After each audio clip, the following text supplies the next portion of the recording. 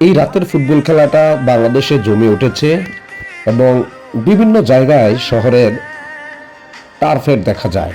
এই টার্ফ যেখানে রাত্রে ফুটবল খেলা যায়, খুব চমৎকার গুছানো ছোট্ট একটি মাঠের ভিতরে সবুজ ঘাস, সেই ঘাসের উপরে রাতে ফুটবল খেলা যায়।